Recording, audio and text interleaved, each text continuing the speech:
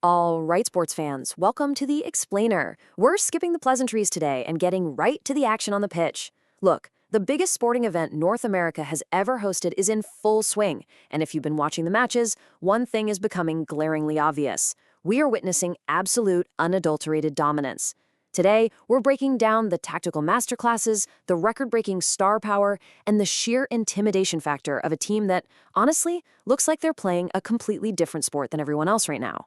So, we really have to start with the question that's currently echoing through literally every locker room, every broadcast booth, and every sportsbook across the globe. Who is the undisputed king of the 2026 World Cup? Is it a South American giant? A resurgent European heavyweight? Well, if the group stages have shown us anything, the answer is just screaming at us. It's Les Bleus. It's France. And they aren't just winning matches, they are putting on a terrifying showcase of footballing perfection. Now, if you want to know exactly how heavy of a favorite they are, just listen to this number, plus 340. Yep, that is France's standalone FanDuel betting odds to win it all right now. To put that into perspective, in a tournament featuring the absolute best national teams on the entire planet, odds makers have looked at just the first few matches and decided that France has completely separated from the pack. It's not even close, and the gap is widening with every single whistle. Okay, let's dive into this table. Looking at the top of the odds board, you've got France sitting way up there at plus 340. Traditional heavyweights are practically just trying to play catch-up. I mean, Spain is sitting at plus 550, even after bouncing back with a massive 4-0 win over Saudi Arabia. Argentina is right behind them at plus 600, and England at plus 650. France's unbelievably dominant opening has forced the odds makers to draw a massive line in the sand. They are the lone favorite, and frankly, everyone else is just fighting to be best of the rest. Section 1. Group I Total Domination. And this brilliantly illustrates the absolute clinic they put on. Those massive betting odds, they aren't just based on reputation, folks. They're based on raw, undeniable on-field data. 10 goals for, only 2 goals against. That is a staggering +8 goal differential generated over just 3 games in the group stage. They aren't just beating teams, they're completely dismantling them. Whether facing defensive gridlock or open play, France's attack was an absolute buzzsaw, and their defense, anchored by Mike Maignan in goal and Deo Upamecano on the backline, was practically a brick wall. The chronological destruction here is undeniable. France finishes the group perfectly at 3-0, taking all 9 points.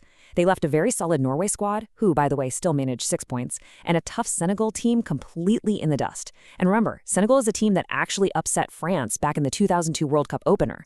Yeah, not this time. France marched through this group stage like it was a Tuesday morning warm-up drill. Section 2, Star Power and Records. Of course, you don't generate those kinds of video game numbers without some serious firepower. 58. You really need to remember that number. In the 96th minute against Senegal, Kylian Mbappe fired a right-footed shot from 30 yards out right into the left side of the net. And that wasn't just the nail in the coffin for a 3-1 victory. No, that was Mbappe's 58th international goal, officially making him the highest scorer in the entire storied history of the French national team. The guy is literally breaking records in real time, on the biggest stage imaginable. So the crucial point is this. You can't just game plan for Mbappe.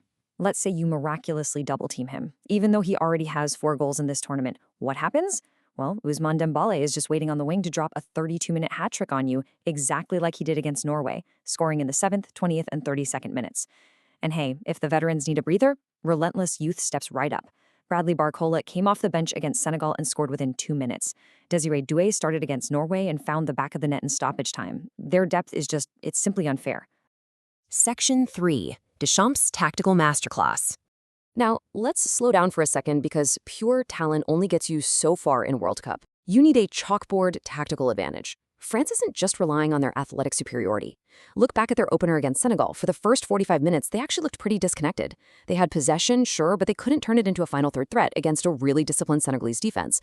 But then manager Didier Deschamps engineered a brilliant second-half tactical adjustment. They completely unlocked the defense, and Mbappe found his space, Barcola made his run, and they casually walked away with a 3-1 win. They adapt beautifully. And that brings us to the mindset of champions. Just look at the contrast in Match 3. Both Norway and France knew they were in a great position to advance. But Norway decided to essentially wave the white flag early, resting 10 starters to protect their squad for the knockout rounds. And France? They deployed Mbappe, Dembélé, and Olise. They ruthlessly pursued a 4-1 victory. And amazingly, Deschamps wasn't even on the sidelines for this one. He was away attending his mother's funeral. Assistant manager Guy Steffen filled in, and the machine didn't miss a single beat. They're built for total victory. Section 4, opponents are already conceding. When a team plays with that kind of relentless, suffocating dominance, it takes a massive psychological toll. Opponents are literally conceding before they even lace up their boots. I mean, listen to Erling Haaland, Norway's superstar and arguably the most lethal striker in the entire world. He dropped an absolute mic drop quote when asked about facing France. He said, "I couldn't care too much about that game now. They're probably going to win against us, and they're probably going to win the whole tournament." Wow. When a player of his caliber surrenders before the whistle even blows, you know you are watching a truly legendary team. Which leaves us with the ultimate question as we head deeper into the knockout stages.